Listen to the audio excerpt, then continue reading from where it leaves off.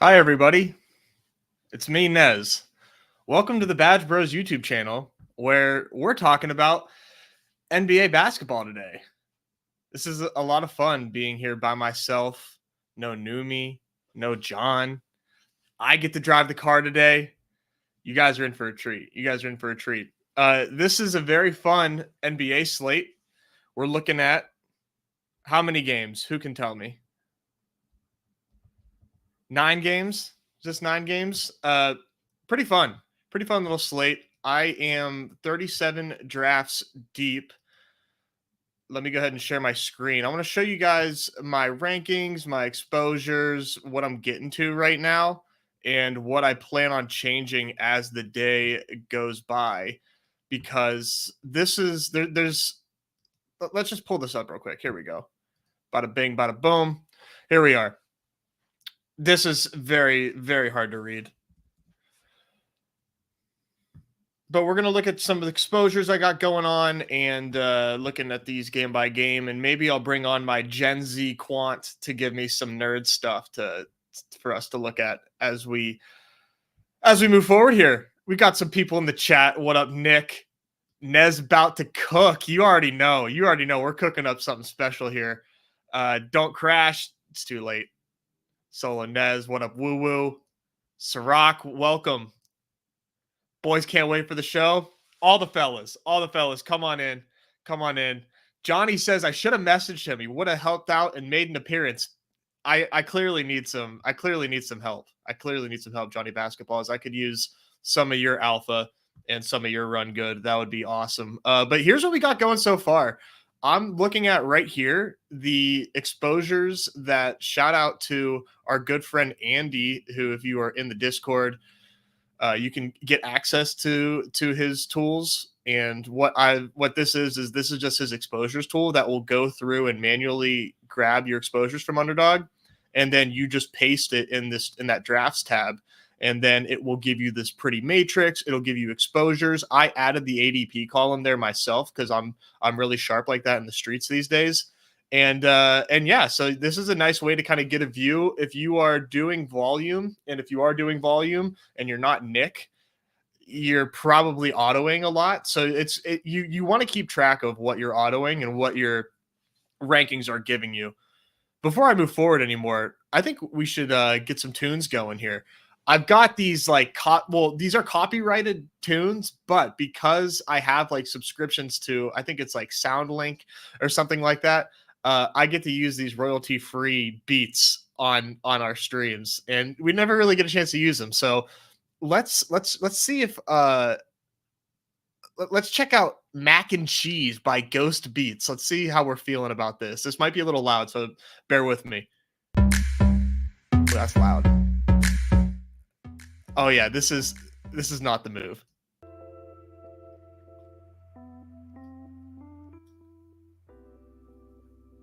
I could go for this. This is nice. All right, so yeah, I added the ADP here because I thought that this was kind of telling to see what really the field is thinking as far as these ADPs go as well, because I don't deviate a ton from ADP on my first run of auto drafts. I like to kind of keep it somewhat tethered to what ADP is at the time, because it's a good indication of what the field is gravitating towards. So I had Embiid over Doncic in my first run of autos, and ran decently hot there. I would have expected this to be a little bit higher, probably closer to 25%, but clearly not running super hot with the pick 1 and 2 there.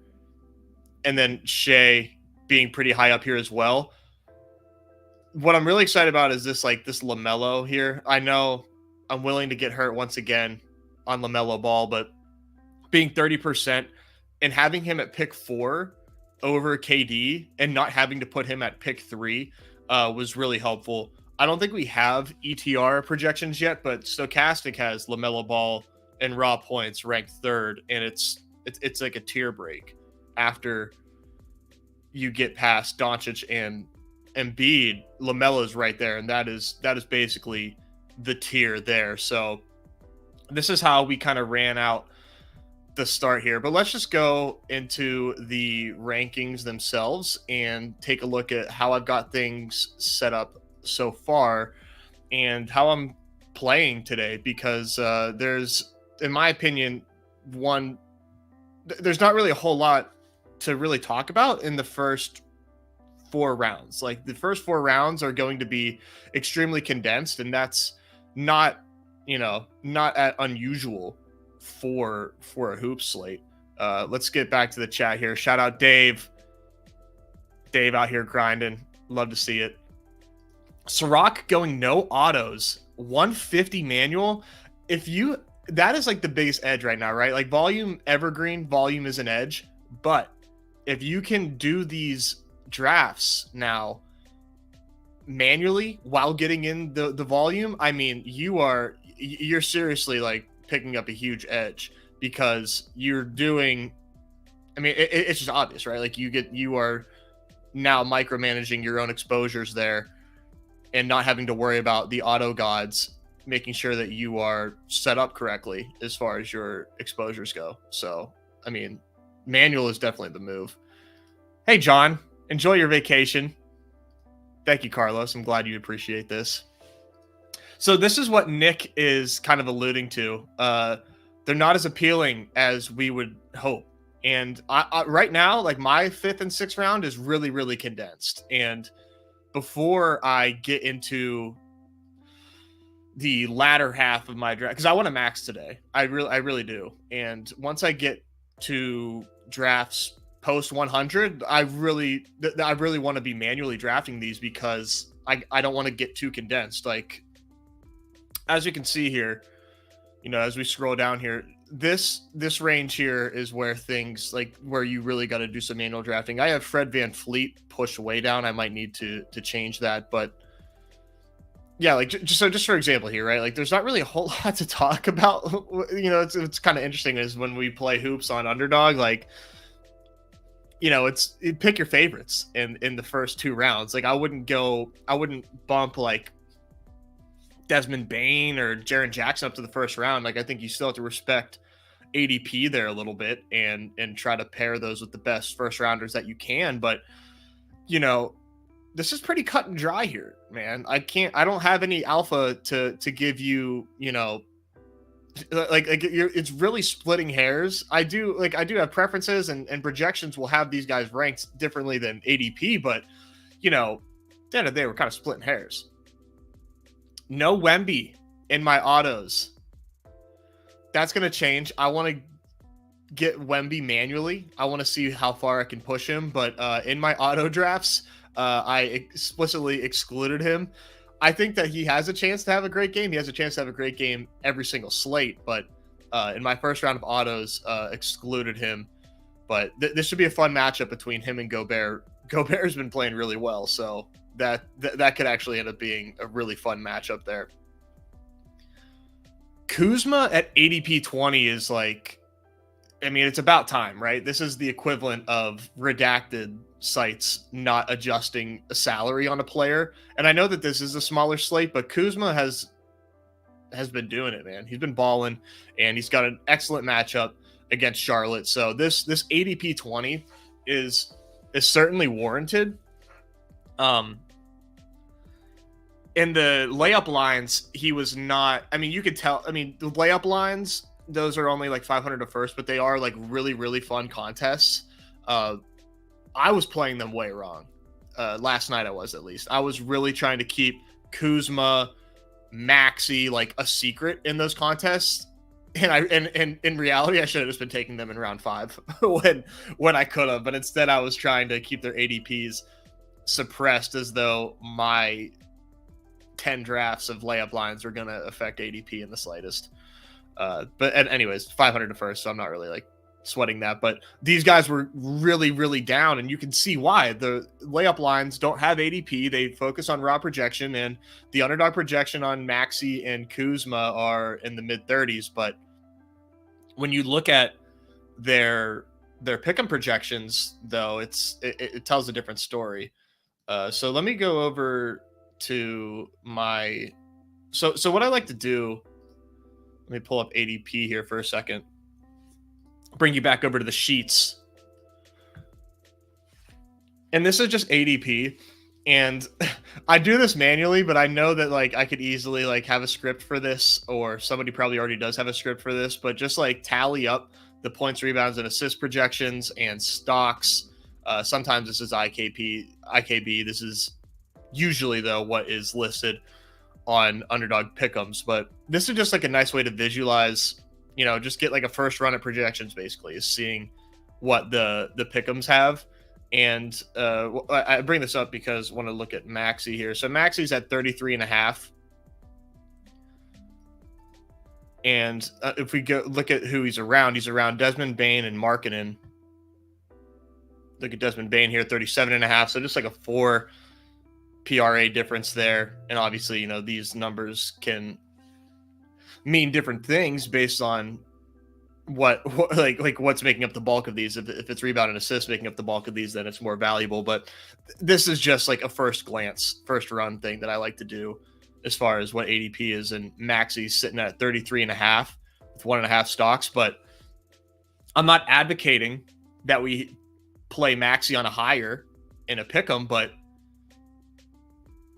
let's go look at Maxi's. Let's do a little box score watching on Maxi, and you see here 39, 34, 37 with minutes always over 30. I don't know, man. I'm not saying, but I'm just saying. It feels like the markets are just a little behind on Maxi. All he does is just produce. Levi, how often am I prioritizing players who get blocks and steals in the rankings? I feel like being worth 3 is a real edge. Absolutely is an edge. And it provides like a ton of variance. Like stocks are hoops versions of touchdowns, where they can absolutely like make or break a slate. And Wemby and Chet are prime examples of that.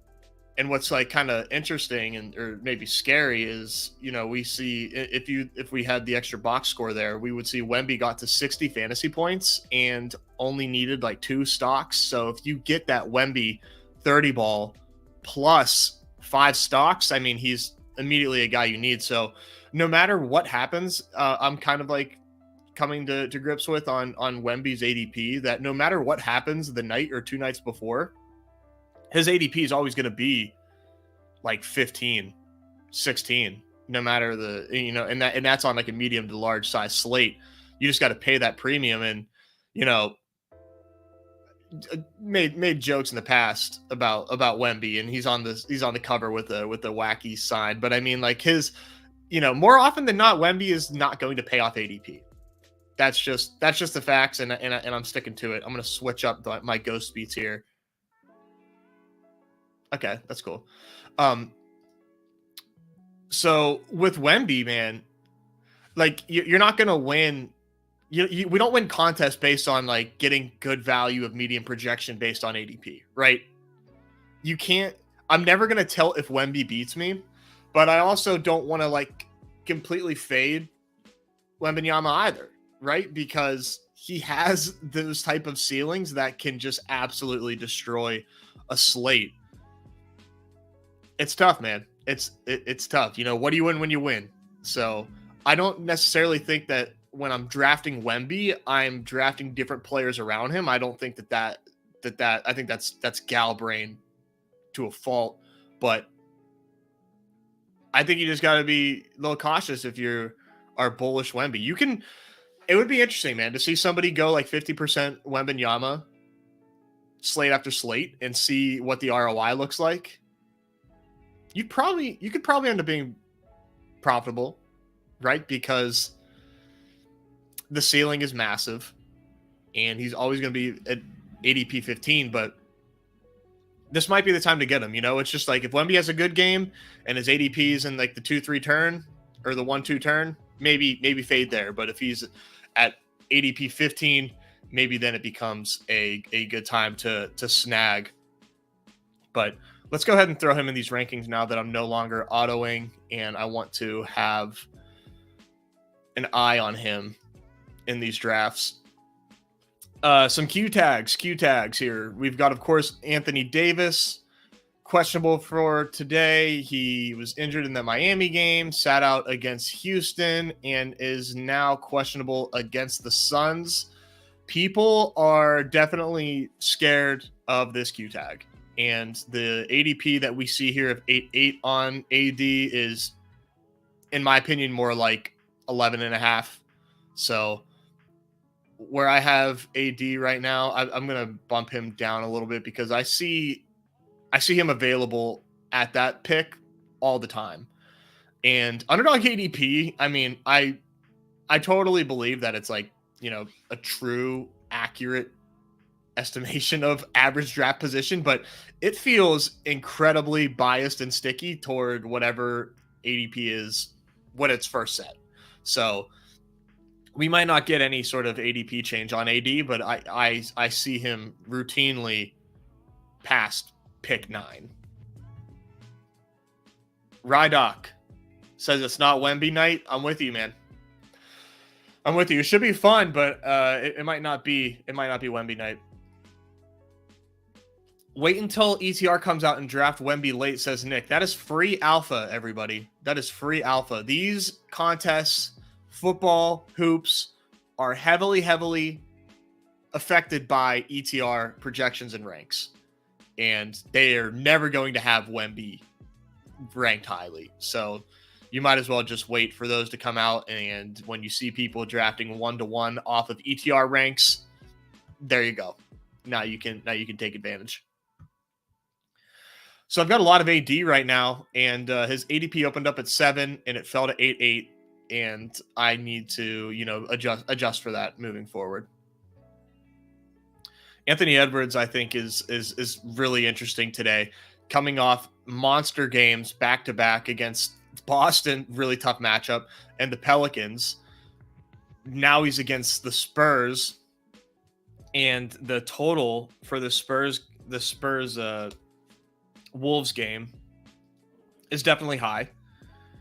I'll tell you exactly what it is in a second.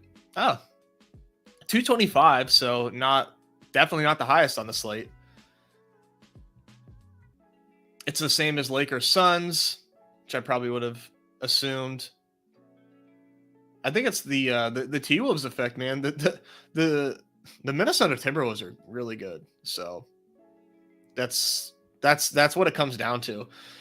Despite the fact that the Spurs play pace up, this is, you know, the T-Wolves effect. 6.5 favorites on the road. Probably one of the better spots for the T-Wolves that you're going to get this season, though. So feels like an Ant night.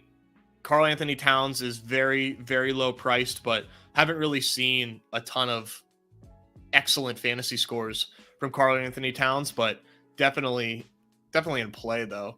I'm just looking at these totals on my other screen. I apologize here. Let me pull this up for you. I got to do a few things here because when I look at Roto Grinders and I have my button clicker extension turned on, even if I'm not using it, if it's just turned on, it acts all crazy on the Roto Grinders website because there are keywords that are being used in the extension, and it just keeps on clicking those words, and then I cannot look at what I'm trying to look at here. So let's just get a quick look at the slate here on the whole.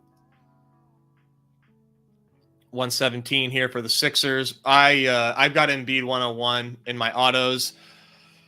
I don't want to like completely fade Luka, but I need to see what people are actually doing. If and not just like auto drafting my ranks. I need to see what the field is doing because I want to get a little bit of Luka, but you know, this feels like such a smash spot, obviously, for Embiid and Maxey here. These are really the only two guys draftable, in my opinion.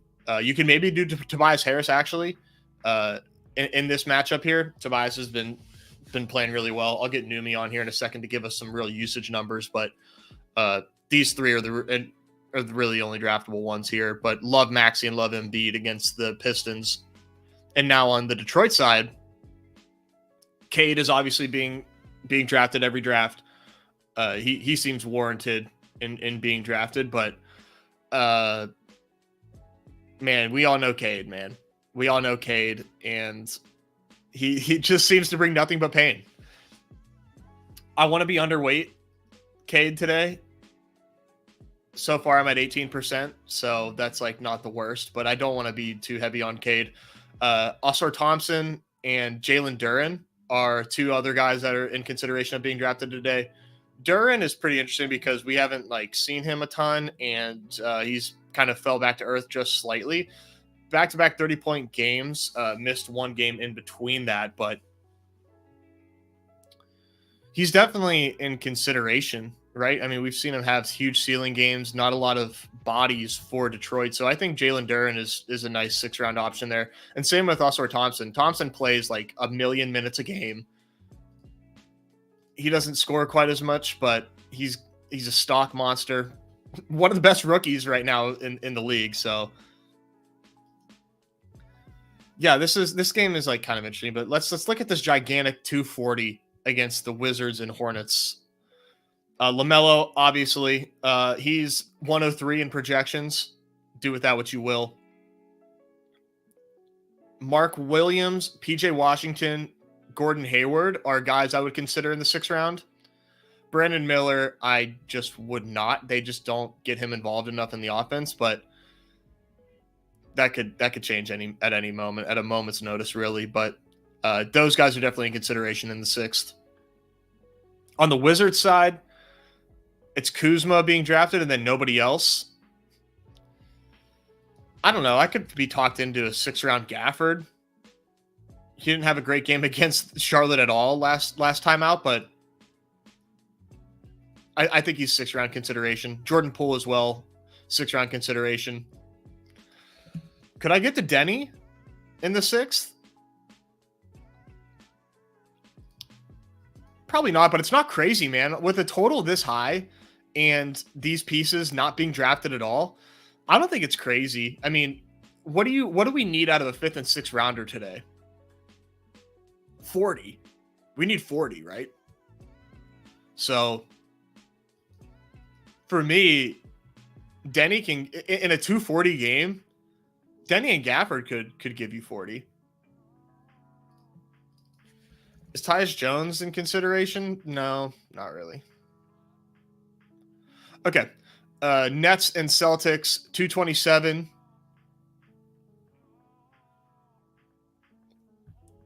Obviously, this is a tough one, but obviously Tatum is being drafted, and Brown and Kristaps are also being drafted every single draft, which is like, you know, for a bigger slate, 36 players being drafted, they should be drafted.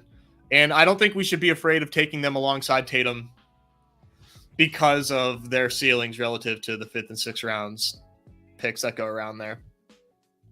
And then on the Nets side, I mean, it's interesting that the Celtics have had some awesome fantasy point production against them in games past, but where do you go here? I mean, obviously, they probably did nothing. This lost favored by 12 here. I'm not blowout. Let's bring in my Quant, my Gen Z Quant here. Numi too. Hey, Numi. How's it going, brother? Can you hear me? I can hear you. It's going great. What's good, man? New COD came out. I know you were excited about that. Did you pick it up? Sorry, put that down here. I was burning hot. Yeah, I did. I did pick it up. I just buy. I like to keep these Switch games to physical copies because I don't know, it's weird. Nintendo, but otherwise I just buy digital copies. But yeah. Oh, you're a digital guy? Yeah. For all this stuff, it's easier. But yeah, I just purchased it and I played one game earlier this morning. You know, the nostalgia hit. It was great. What map were you playing? Quarry. So it was okay. Oh, that's Modern Warfare 2, right? Yeah. So it. How old were you when Modern Warfare 2 was out? Let's just do it. Let's just. Oh, geez. When what? Modern Warfare 2. Because you're saying like nostalgia hit. Like I want to picture how little Numi was playing Modern Warfare 2 for the first time. I type in Modern Warfare 2 release date. Yeah, sure. Okay, so it was November 10th, 2009. So little Numi was 13 years old. yeah. Little Numi was 13, and I specifically remember I remember that morning, like faking sick with my buddies the morning after. And I vividly remember on Modern Warfare 2, I basically got to first prestige in like the day. Like I had the Mountain Dew. I had the Mountain Dew like codes and everything to get double XP. We had the pizza rolls. We literally did it all. That's so nasty. That's hilarious. No, I was telling you, man, I might need to buy a console for this. I might be Series X gang soon, but I mean, with my screen time on Underdog and everything else, my wife might get really, really mad if I surprise her with an Xbox when she comes home. I wonder what her reaction would be. Honestly, if you do this, because I'm now invested into if I get to play video games with you, I need to be updated on Bria's reaction. I need to know. I need you to walk in with like a GoPro and just have her just like shake her head, walk away to her room, and just be like, "Well, not seeing him for So the only reason I could, and I promise we'll get back to hoops in a second. The only way I could convince her is because she thinks that. Well, she says she really wants to play Grand Theft Auto. She thinks that like that type of free world game would be like really funny and they're fun to play. And so she really wants to play that. So I think if I can like spin zone, like, yo, Grand Theft Auto's coming out soon. Like you can play GTA. We could play together as a couple. Then you get a his and her system, and all of a sudden, next thing you know, you're playing. Yeah. I got you. Okay. But definitely spin zone that. And Carlos, everyone would want to see. My friends have some stories for days. I'll say it. Little Numi was a spaz. He didn't hold it in just like he doesn't do now. So wiffle ball games, I'm getting kicked out. I'm getting told to go home. We're serious. But, buddy.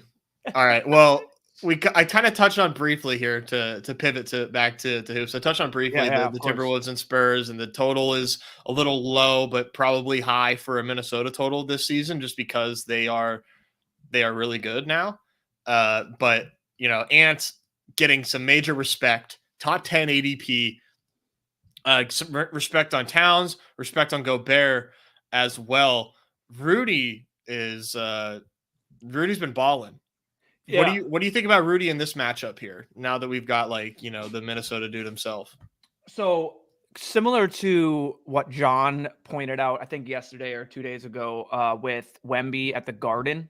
Basically, you got two big boys in Mitchell Robinson and Hartenstein. Well, you have the biggest boy and the defensive player of the year twice, and now already the front runner. Yes, I know 7 games, but still like. Gobert's he's playing at an unreal level, back to the level that we know Gobert is playing. So if any matchup scares me for Wemby, it's this one. But like Wemby could just be okay. All those shots that he was doing in the Garden. I mean, if you saw it, it was just a quick one step back, like over Mitchell Robinson. The dude was doing just a simple jump shot over a 7-footer and made it look silky smooth, and they were just misses. If those go in, it's a different story. So, I mean, he's just matchup proof, but this matchup does seem like it could bode well for Minnesota, just like it did for the Knicks, where it's just, you just get a big guy on there and it knows how to play. I mean, a vet in the league that can just dominate him. It could make Wemby just like. How's Gobert's like perimeter defense? I mean, it's pretty good well, the thing is, it's like for a big man, right. As of course my one employee draft had to fill on the clock here. So all of a sudden I'm like, what is going on? Is it NFL or hoops? It is hoops. We have a nice little 8 max hoop slate for the hell yeah, admin only, baby. Yeah. No, it's defense is for a big man. It's probably one of the best for a big man. Now, if you're going to have him go out there and just, play perimeter defense, he's probably going to get cooked. But That being said, Wolves having the number 1 adjusted defensive rating, having the number 1 defensive rating, not even using like advanced metrics, their defense is locked down right now, and that's also playing into their offense. It's been helping, and yeah, it's led by Rudy Gobert and Jaden McDaniels, who are just absolutely just cornerstones for the defense. So yeah, it's a tough matchup for the Spurs. I know you said like, and I've been reading the comment, I could easily see a Wolves blowout. But knowing the Wolves, I could easily see them letting the Spurs just hang around and it not being, in fact, and just not being a blowout and just being the typical Wolves. But yeah, that's just me. That's just me and my Minnesota bias, just knowing that, hey, when we think it's a blowout and we expect something to happen, that's when the opposite happens.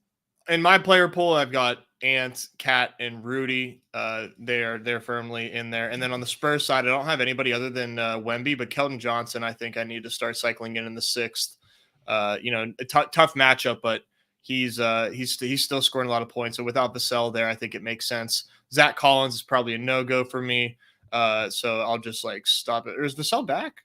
I'm done. Vassell's back. But yeah, looks limited. I'm not quite sure on his availability. I know he's back. I don't see anything, but Johnson and Vassell, like they both just scream, "What are you going to get from him?" and granted, being 6th-round picks. Sure, but you just need that them to run pure. You need to get them buckets and then producing in the defensive end. So, but all right, let's go over to this Jazz Grizzlies game. Has Keontae George always been starting, or is this a new development? I am not been paying attention to the Jazz, so I can't tell you if he's always been starting. I don't think so. Pretty sure it was 30 minutes, right? Yeah, he got 30 minutes last game against the Pacers. He's not in draft territory yet, but I mean, if there were, I mean, he's up against the Grizz, but I'm not drafting Keontae George, but this is something to keep an eye on. From the Utah side, it's definitely Markkanen. Hello. Definitely Markkanen. I'm getting to a lot of him today. Clarkson is 6th-round consideration too. And then maybe John Collins. John Collins putting up like 30 balls as far as fantasy points go for us. So it hasn't had a 30 ball in his last 3 games. Hasn't played 30 minutes in his last 3 games. But against Memphis, anything is possible because this team just really isn't good. And then on the Memphis side, it's nobody other than Bane and Jaren Jackson. You can do Marcus Smart today. He's I think he's fine in the 6th, but not something that I'm gonna do. No, thank you there. Let's go ahead and look at these. Okay, Pelicans and Rockets. This one's a little ugly here. We have Şengün game time decision. I'm a little dicey on there. I'm not drafting him because I think if he does get active, I'll be able to get him fairly late anyways. And then Fred VanVleet is expensive today, and I don't really want. He was expensive. He's at 27.9 right now.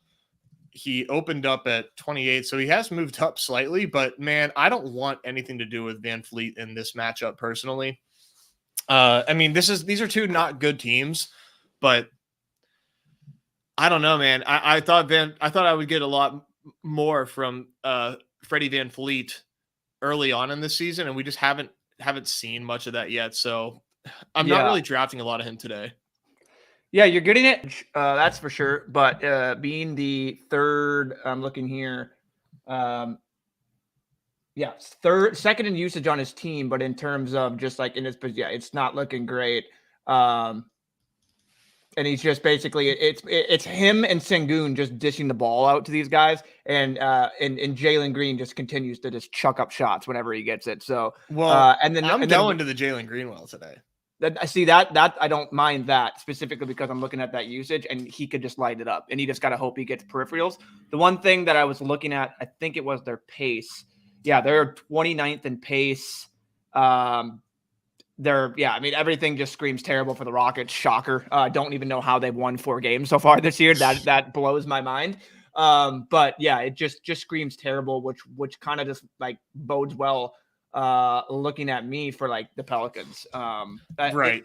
But yeah, I mean, this game just seemed just kind of like a slog. The 219 total says it all. So for sure. But yeah, like I said, Jalen Green in the 6th has been one of my favorite targets. People are also starting to get there now, which is a bummer. But he feels like one of the best kept secrets in the 6th round right now. And for the Pelican side of things, it's BI. It's Zion if he plays. I'm drafting Zion as if he plays, and I've got a lot of them, and I don't really have to reach, just because it was a personal thing. So we'll see if he sits out back to back for personal reasons. We got problems in New Orleans.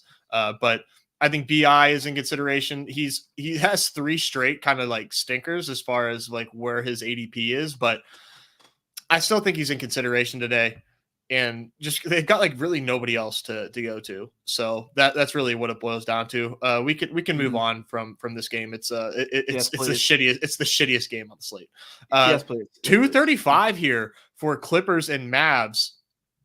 Juxtapose that with my 101 now, 10 points higher than the Embiid game here. This one is pretty fun, man. We get to see James Harden again with the Clippers in this lineup here. And then Luka and Kyrie are big time targets for me. Kyrie is my highest drafted player thus far, which I was surprised about, but 35% Kyrie for me right now. And I don't plan on slowing that down based on this total tight spread. Some potential for some bad defense if Paul George and Kawhi aren't on them, but I try not to pay attention to matchups in NBA. That it really is kind of meaningless. But what's fun about this game, and I'll pull up Underdog here, is the Clippers side of things, because we have a weak 5th and 6th round. James Harden is absolutely in draft consideration here, just because of like the way that he's getting there. And Russ too. I mean, Russ is going to play a lot of minutes, so I think he's there. And then you can maybe look at Zubat in the 6th. Yeah, Zoobs. Yeah, I just call him. I just call him Zuby. I just call them Zoobs, but that's just my 2K days. Easier. I mean, with Lively questionable and it's then Grant Williams behind here. There's just no big guys there, so I think Zoobs is a sneaky 6th rounder. I mean, the starting 5 is fully in consideration against this Mavericks team. 100%. Yeah, that James Harden ADP. I mean, you could imagine what he can give you. And I think I saw tweets of like, James Harden's going to give you those like 10 vintage James Harden games out there. And they're all just going to be against like quote unquote, like revenge spots when you're looking at him. So, he plays Kyrie here. So people got to you know what I mean? He just played Brooklyn last game and it didn't happen. So just like interesting things there. But yeah, this Clippers thing is going to be interesting just to figure out how that all works. I don't know if you saw that possession at the end of the game that people were talking about. It was, if not, I'll post it in Discord later. It was basically it is the most vintage James Harden defense ever, just allowing like 3 second chance, just feet allowing in the mud, just watching guys go past. Should have been boxing out a guy, should have had a body on a guy, would have prevented 2 offensive rebounds. Making Kawhi and Zoobs literally like swivel and like get every guy, and then people are blaming them when it's James is literally just like standing there like this. It's just funny. But it's vintage. Trying to figure that out is going to be interesting. I will say just a real quick, I like your Embiid 101. I like that just off the bat. I know it's 1.5, 1.8, but when we're just looking at players for Underdog points per minute, 1.54 for Luka versus 1.77 for Embiid. I'm comparing them here. I mean, Embiid beats them out by, I mean, they're literally in terms of percentile usage for the NBA, we're 199 in usage. So like that negates it. But then we get to the point where it's like, let's go look at these stocks, and Embiid's averaging 6% blocks a freaking game right now. Like it's otherworldly. And when it comes to this site, like if Luka's not averaging 4 to 5 steals a game and getting the blocks with there, Embiid's always going to be that one-on-one or one for one. Interesting. So that's one that makes you feel good. And real quick here, Nick's saying that it was a paternity thing for Zion. So congrats to Zion. I won't disparage him because I know he's got some he has some controversies in his past as far as his love life. But congrats to him on the birth of his child. That sounds like he's going to play today, right? I mean, you saw The new dad narrative, the father narrative. Oh, baby, dad Should strength. we adjust? Do we need to adjust right now? Like, did the slate? I think we might have to. I think we might have to. Yeah. The slate has been breached. The slate has been breached. Oh goodness. All right, let's move on to our next couple games here. I'd like to make this an hour if possible. Oh yeah, we got this. Okay, OKC and the Kings here. Without Fox confirmed, Kings are still only 1.5 dogs, and this looks like one of the better spots for us today. SGA right now sitting at a 3 ADP.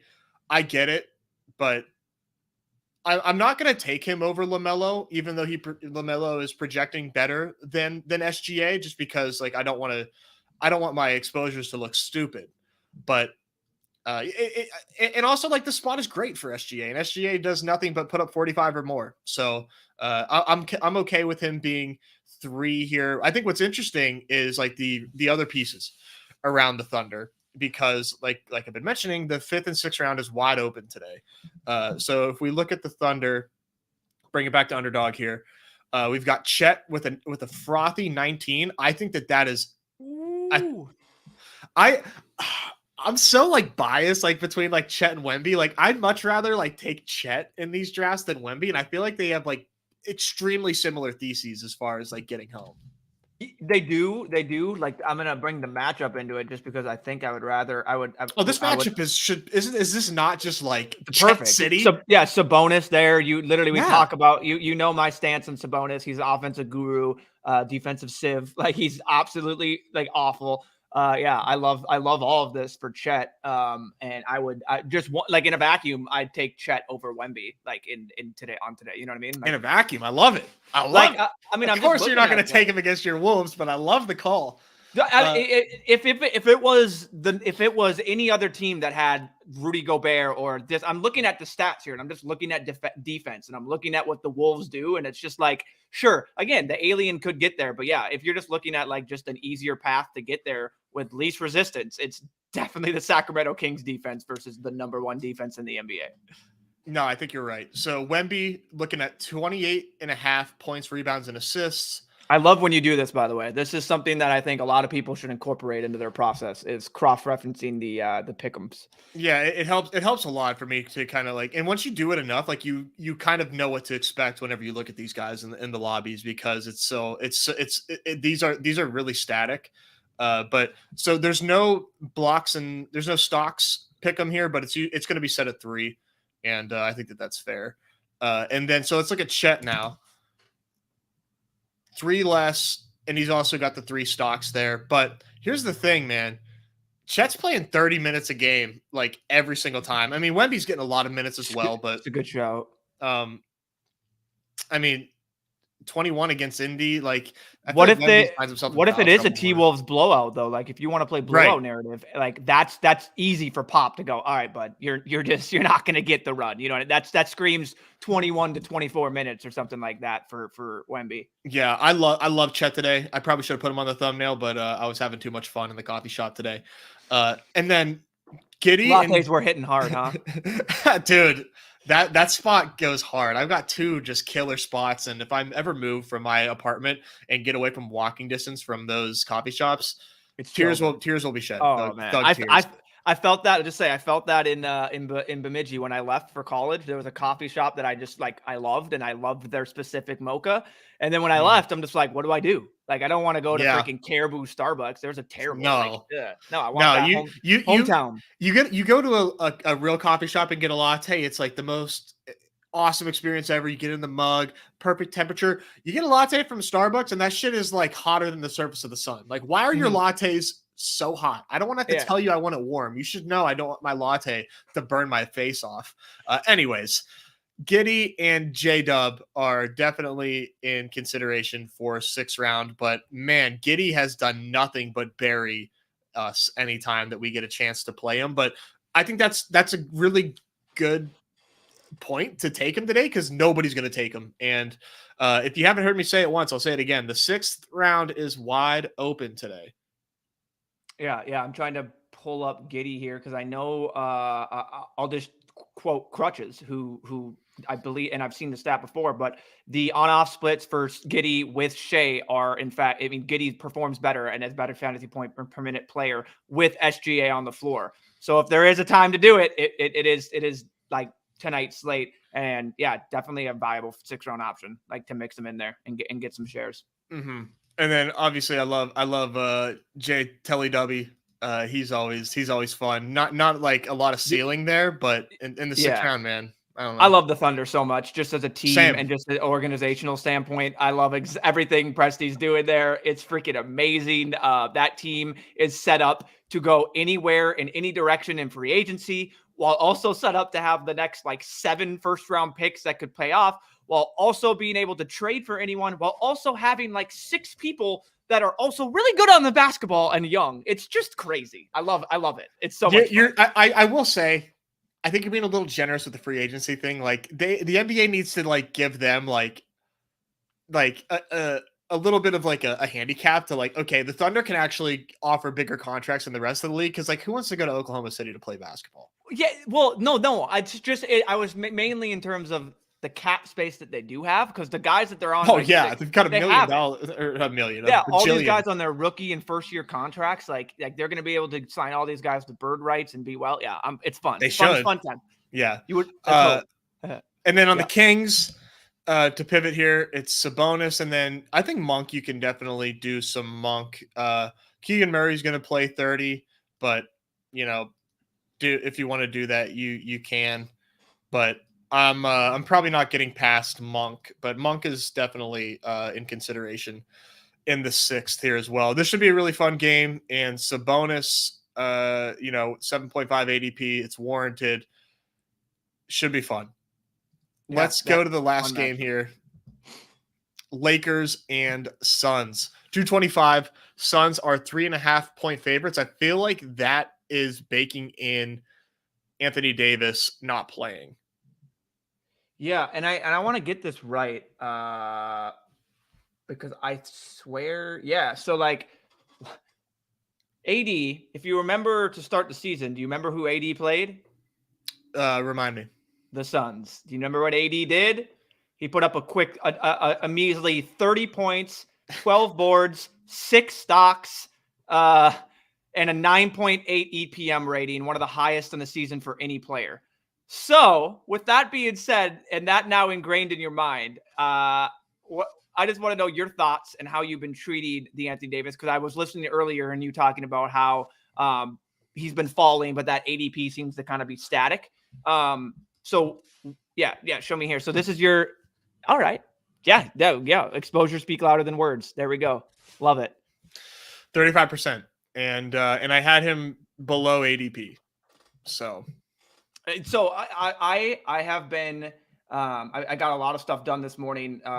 Just to get it done, so I could, spend the it's Veterans Day tomorrow, so we have this day, we recognize it. So I do have the day off technically. People don't get mad at me, so I can play little games later. So I haven't been like as in depth here with it. Like, are people really not expecting him to play? Like, is it like the same scenario? Like they're burned from, what was it, just Wednesday? I mean, yeah, man, I'm at 35% and I did not have a bullish rank on AD. I had him 1 pick below his ADP, and I ended up at 35%. So have you checked these teams? Are you getting some 3rd round AD? We can check. Shout out to Andy. We are able to check that. Because like that would just be fun. Like, I mean, and it's viable in this type of environment. I think like people see the Q tag, just get burned. It doesn't appear so. They look like they are all in the 2nd round. Still, yeah. Second round AD can definitely get you there if he puts up what he's capable of doing for his ceiling. So, okay, maybe I must have some 1st round AD as well, right? I mean, there's no way I've got him in the 4th. Yeah, no way. Do I have some 1st round Anthony Davis? Interesting. I guess because it's only 37 drafts whenever you have that much. Yeah, I guess 13. Yeah, I guess 13. Yeah, that would That make does sense. add up. That does make sense. Yeah. So we've got a lot of LaMelo with him, some SGA, KD, and Tatum. So it's a lot of LaMelo and AD. Let's see what these teams just have started to look like. That's fun. Kyrie with Kyrie. Let's pare down this trio here: Cade, Harden, Jalen Green. Fun fact. I mean, I just kind of said it, but Cade has the highest usage. Oh yeah. Yeah, but not the highest usage in the. I'm pretty sure it's not in the NBA, but like in terms of his position, he's number one in like the wing for usage, and it's literally 35% usage for Cade. It's nuts. It's fucking crazy. Crazy. Oh man, sorry. It is, and it's like, oh, like what do you do? What do you do with this? Like what do we? I feel like we have to take him.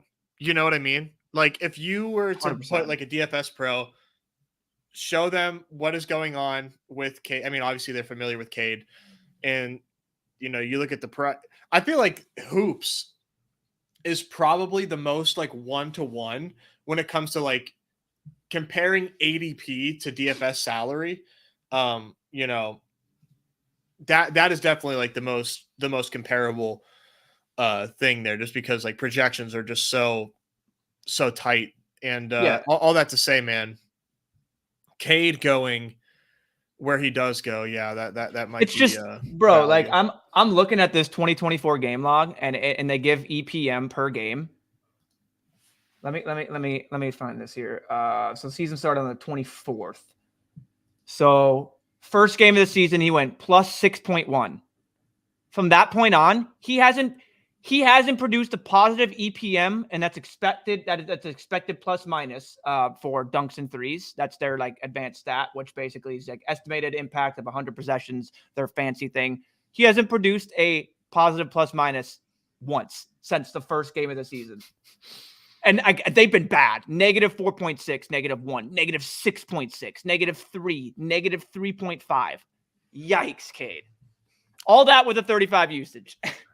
He's so troubling. He's so confusing. But like, let's just like, Kyrie. I think I would comfortably take Kyrie over Cade. But who are you taking? Who would you take ahead of Cade here if you were like on the clock and you had to take 3 of these guys over Cade? Who would it be? Like anyone in your ranks, or just anyone near ADP?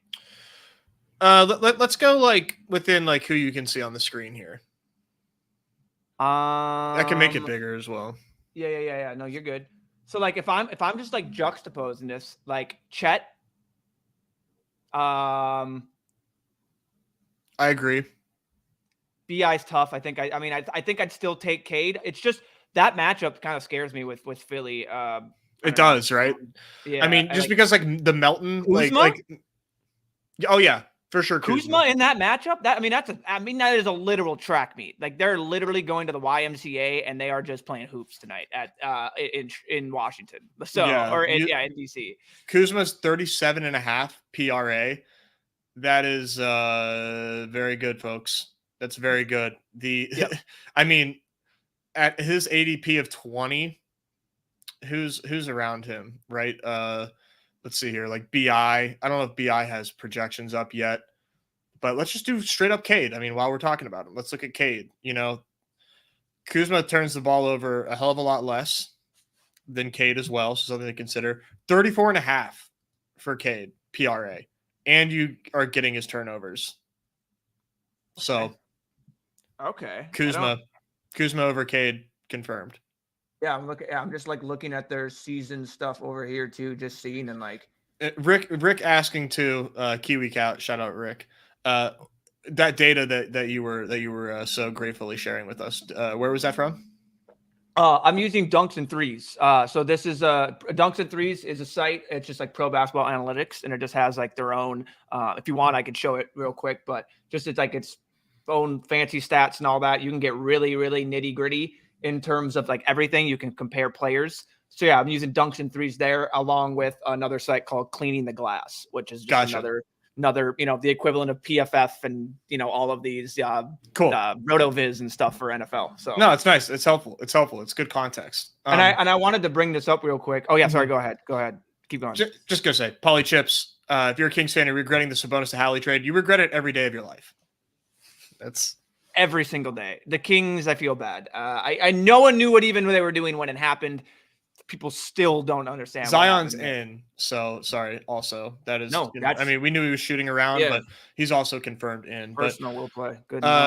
Yeah. Before we go into that website, because I want to have you like show that off because I think it's really cool stuff and really useful. We're saying AD is going to play and he's massive. LeBron James has been doing a lot of really awesome stuff. Of course, he's LeBron James. Don't disrespect the king. Reeves and Russ, I think, are in 6th round consideration today. And then Beal, I think, is in 6th round consideration as well. Even though I'm not doing a ton of Beal, I'm still like a little skeptical on him. But I think in the 6th, man, when you look at these 6th round options, Beal becomes like an option. So that's what I will say there. But yeah, if you want to bring up some of those dashboards or whatever, I think that'd be kind of cool.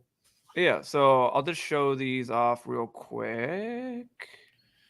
Oh, nice. We've got a discounted Anthony Edwards pick'em if you are in a pick'em state. Oh, let's go. Let's do the window so I can bump back and forth. Awesome. And then zoom in for y'all. Yeah, so this is dunks and threes. Like, this is what it will look like kind of like in general. This is like the landing page here, or just has their overall 2024 team rankings, a little map here, which is a little fun, just really nerdy stuff.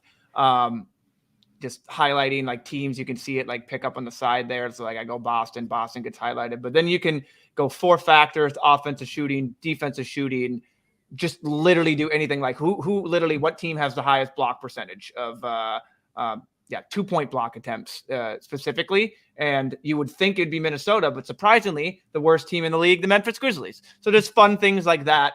And that's where I also get this defensive rating of the T-Wolves up there. Also fun stuff was doing it here. So this is like specifically going nitty gritty by Cade and Kyle Kuzma, just juxtaposing everything going on with them. Estimated plus minus going by, that's age season. Obviously you see that fun. Like you can do a rolling game 30 average, and then you can really get nitty gritty. So like, we'll just do it because why not? We'll go check out my boy Ant. Let's do it. You can click any one of these and this changes, and you can get like their 3-point percentage and a rolling average and everything, like, and that changes.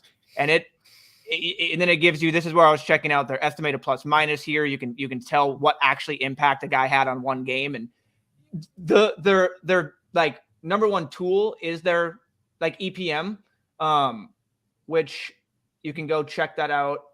This is like, they haven't updated to 2024 yet. They need like a couple more games for a sample. Okay. But just trying to see, like, people wondering like, what is EPM, yada, yada. You can click here, find that big, long thing, the whole thing that they go into the nitty gritty. But yeah, it's really, really fun. But yeah, you can do anything here. So just checking out his usage by year. You can change it up by per game, 75 ranks, go by position. Can we look at Maxi's stuff real quick before we end this? 100%. I think he's definitely like the most polarizing player. Him and Markkanen.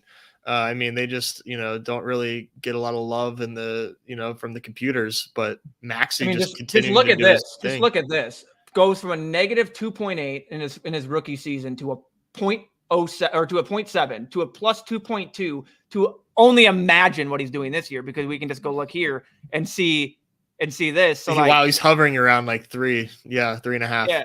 So like, yeah, it's so there's Maxi just at a glance. Like his true shooting was at like 67, and he was out of his mind for like the first 4 games. Yeah, but you can see that he's having no James Harden there has just drastically increased his assist percentage. Turnover rate has even gone down while assisting more. That's crazy. His block percentage has gone up by a 1 point. I mean, that's nuts. So yeah, you can like go by shooting and really get nitty gritty. And then this is fun. So you can go by shooting, and then like you can literally get a heat map of where they're going and like check it out and figure like where they shoot the best. And then where do they make the most? You know what I mean? And then where do they shoot the best? And then where are they shooting the most is a different story, because you'll find someone that shoots threes that isn't making threes when they should just So fun stuff here. This is really cheap. You can get the free version or like the whatever version for $14.99 a year. They also have, I'm pretty sure, this premium version, which just allows you to download everything. But you can see there's not much difference. You still get everything I have here for $19.95 a year. And then this right here is just cleaning the glass. Really fun stuff. One of my favorite tools here is just looking at this. I'll zoom in. This is the best point differential lineups of like over 100 possessions. So the Reggie Jackson, Contavious Caldwell-Pope, Michael Porter, Aaron Gordon, Jokic lineup in 156 possessions has a plus 51 point differential. So like that's just crazy. You can see what they all do when all those five are on the court. There's the Boston lineup. You know what I mean? That's what everyone would assume that would be up there. So this is really fun. This is really cheap too. This is $5 a month or $50 a year. So nice. Yeah, just really, really fun, nerdy stuff. You can check out all of this. Nice. Yeah. No, this is really, that's fun just to look at and keep up with. Easy way to keep up with the league and see how teams are going. Especially when I'm not playing and like really, really in these weeds and like I'm watching, but I'm not like in depth with like stats as I once was, because I'm not like, I don't know everyone's fantasy score and then equivalent. Like it's fun just to come out here and just check like last games and really see like, oh, what did they actually do? Like this was their box score, but the Pat Beverly actually added 1.2 EPM, even though he was just mid. So just fun stuff. All right. Well, I know you can't draft with me, or you can watch me draft since you're an employee. It would be criminal to do a bad pro stream and not do a single draft. It would be on point with John. It would basically be a John stream. I want to see if I can get an ankle breaker filled. Let's see. Oh, nice. Snap fill. Thank God. Hopefully I have nobody in the comments here with me. That would be just fantastic. All right. 101. Yep. And I don't really recognize a lot of people. What do you think about the fun little switch? I thought it was a fun little switch up just to do, instead of the crossover, have like a single entry. Yeah. What do you think about like a single entry style in a sport that you've been so prominently like, hey, I like volume. I do like volume. But like everyone's evil or even playing field here with one, you know? Yeah, no, I mean, obviously this has a heavy RNG hand, but thankfully the first round is like loaded with studs, right? I think like anybody can end up as the top scorer today. So it's not like a 2-game slate where it's like, like if you don't roll like a top 2 pick, then you're fucked. But it's tough. That's why I don't think the single entry ones, unless people really want them, like you just they work better for this type of slate for sure. Because what's really cool about this is like, the first round is, it's not like you're not dead in the water if you roll number 6. And I like the single entries too, because you really got to call your shots on the 5th and 6th round, which I don't know if I've mentioned. It's wide open today. I've heard it once or twice, just once or twice though. Gotcha. Yeah, I wasn't sure if I'd mentioned that. My apologies if I hadn't said it more than 5 times. No, I also don't know. You haven't let me know if maybe you're excited to meet me in Miami or not yet. So I was just wondering if that's something you have mentioned before. So I'm so stoked to meet you in Miami. How's that? Little one-on-one action in that court. I'm pumped. I'm a little quick game to 11. I haven't freaking balled in so long that I'm peek behind the curtain. Yeah. Live Bash Bros live stream. Instead it's a 1v1 of me and Nez. I'll take him to the YMCA, take him to school. Oh man. John's recording it. You just hear him just, it's like Canadian. Just everything. Just come on, bud. Break his ankles, huh? I know John is extremely competitive. I got to take him one-on-one. I think that would be just fantastic. Oh, yes. I don't want to break his ankle though, outside of his free healthcare. So I got to be careful. All right. Embiid, Luka, SGA, extremely what you would expect to see. This first round is just like, just interchanges however you want. Jaren Jackson going 7 is definitely a choice. I don't think it's bad, but that's you don't have to take him there. But if you want him in the single entry, you do have to take him there because he's got an ADP of 11. So shout out Colin there for that. Thoughts on the late round strategy today? I guess all I've done is just talk about how wide open it is and not give anybody any sort of plays. But I mean, there's a couple of different options there. I mean, Rob, my favorite one is Jalen Green. I think if you get Jalen Green in the 6th, like you do that for sure. Any of the starting Clippers in the 6th, I think are really good options.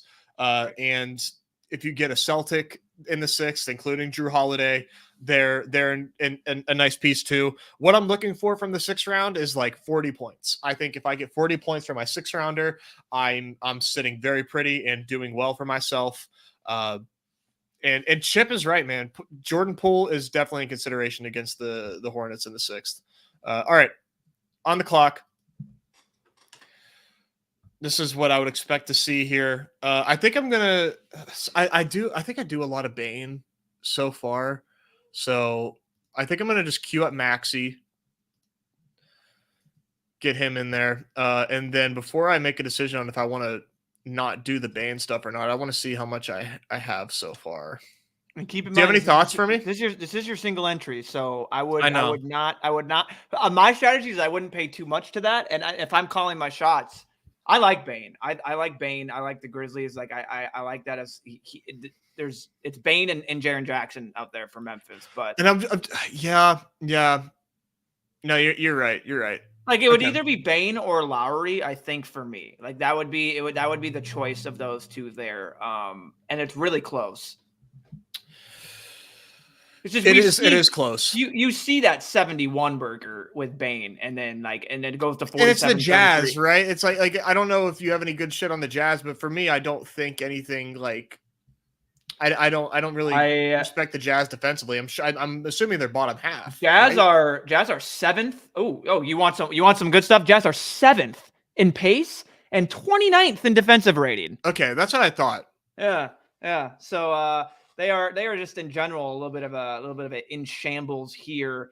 In terms of their back, I don't think they have it. Yeah, they don't have anyone. Like Jordan Clarkson's not. Yeah, I'm thinking Jordan Clarkson, Horton Tucker, Keontae George. Like they got no one to play to guard out there. That's worthwhile. All these dudes are negative defenders. So, or maybe not Taylor Horton. I think Taylor Horton's probably a plus, but still, yeah. Like if Jordan Clarkson's going to be out there and playing 31 minutes and Bane gets to be able to match him up a little bit, like in all aspects, like that bodes well for Bane just in getting on defense and offense. So this total is 229, definitely one of the highest ones on today's slate. It might even be the second high or the third highest, I believe. It's behind the Kings, Thunder, Clippers, Mavericks, and of course Hornets, Wizards. So yeah, I think this is definitely lining up for Bane, JJJ, and Lowry to have some awesome nights here. I will say I think I'm really warming up to a little bit of Rudy Gobert. Big time. 29.2 going after Cat and showing he has a higher floor and ceiling than Cat. Like it just with the blocks in this system. Like sure, Cat can get there. Cat could easily put up the Cat game. But it's just those stocks with Rudy, man. Mm-hmm. No, it's a really good point. I mean, right now I've got Cat over Rudy, a little bit of ADP, a little bit of like just like what I think of these guys in particular. But I mean, if Rudy's going to give you double-digit points every night, I mean, along with these insane rebound totals, this one's definitely Kuzma. I think we are obviously both in agreement on that. Now this is like where the draft like starts really. And what do you do here? Like Rudy put up 21 boards against Valanciunas, who's a great rebounder. Like dude is 99th percentile in rebounding for like the last 3 years and probably up there this year without looking. So that's crazy. Like Oh my gosh, man. I got to quit double clicking. Sorry, everybody. My This apologies. man with his double clicking. This is why I don't drive the bus, man. This is why I don't drive the bus. You've Rudy pilled me, and I am now. I got my Notre Dame jacket on. I'm Rudy pilled. Do you know the movie Rudy?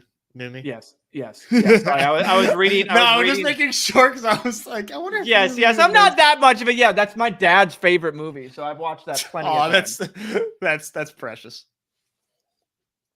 Like because my dad apparently he was like, yeah, I always what was it? He always reminded me of me. I was just a lonely guy, and I was like, what? I was like, you had a great one game, and the team carried you on your shoulders. He's like, you shut up. He's like, no, I was a small little and just worked my butt off and all this stuff. I'm just like, oh my gosh. All right, Pa. Oh God, you're gonna make me cry on stream, Mimi. Colin Beer, friend of the show apparently. Loves Jalen Green, loves Chet Holmgren. Good for you, man. Congrats on your second place. Because old boy here is getting first. All right, I'm going to zoom out just slightly so I can look at this player pool a little better. Şengün goes to Bye Cali. Probably a fine pick. Probably a good pick, to be honest, for the swaps that you can get there. In this draft, we see Zion go 17 to Tonebone, a red badge, and Brandon Ingram go right after him. I have those guys back to back. Derek White. Interesting. Interesting. I would go. Like, isn't Drew right around the ADP, or am I crazy? No, he is. I would have taken Drew over Derek White as well. Yeah, I would have too. Okay, so I think Clarkson is definitely in consideration. I mean, he just plays a lot of minutes, and the Grizzlies are ass. I mentioned Zub. I don't know if I would take Zubs over Russ. I like Clarkson or Drew or and your Beal shout too. It's interesting. I mean, I don't know what you're gonna. And I like Gordon. I like Gordon Hayward too. Yeah, you make this year. We're gonna go Gordon Hayward. Interesting. All right. That matchup is like it's cream. Like it's perfect. It's a great matchup, man. Great matchup, and I don't think he's going to be taken in these drafts at all. So that's a fun little like just game strat thing when you're thinking like the single entry. So yeah, I like it. Yeah. We'll see how it goes. Let me just look at his pick'ems before we sign off and see if I made a bad decision or a terrible decision. I need to hit this one as well. This Ant special. Make sure you guys get in on that if you're in a pick'em state. 40 minutes left to hit that one. Gordon Hayward, 29.5 PRA. That's pretty good for the 6th round, man. We were looking at Drew Holiday, 25.5. Who else are we considering in that range? Let's look at Clarkson. I think Clarkson was also there, 28.5. So nothing too crazy. Who was another player there? Tobias Harris, 24.5. Did you look at Thompson? Sorry if you did. No, which Thompson? Ausar. I think he's 23, but like. Gotcha. Yeah, no, yeah, I just knew he was a little bit ahead of him. So 24.5. Plus the stocks that you can get there. So yeah, no, he's interesting. I think he went. No, he did not. But I typically see him get drafted. So yeah, that might have been the better call. But we went Gordon Hayward in the high total matchup with the depleted Hornets. So hey, that'll do it. Thanks everybody. I didn't make you like or subscribe yet, but I think everybody here is subbed. And if you haven't liked, go ahead and like the video before you sign off. I'm on the Underdog Daily channel with Pete later. Numi, are you gonna hop on that, or are you gonna be gaming? No. I mean, I'll have to preface as I get on there, but like, let you guys just talk your talk, and I'll be there for the vibes because I have not looked at an NFL slate for a while. I don't know the trends. I don't know all of these. I mean, Pete's out there just giving away his hidden gems every single week and them hitting. Yeah. Only thing I can do is go dosh jobs. So woo. Yeah. So shout out to Bubby there. I know. I saw. Yeah. He's mad at me. I might have to give him some FaceTime. Yeah. So off and on the clock, going on at 2 Central or something like that. I don't know. Check the Underdog. Check the Underdog Daily channel. We'll be there. It's a really fun NFL slate too. So I mean, you guys know this, but we're gonna talk about it. Come support us. Thanks for being here, Numi. I'll see you in a few. Sounds good, Everybody brother. else, I'll also see you in a few. Thanks for coming on with me, guys. Good luck in the hoops tonight, and peace.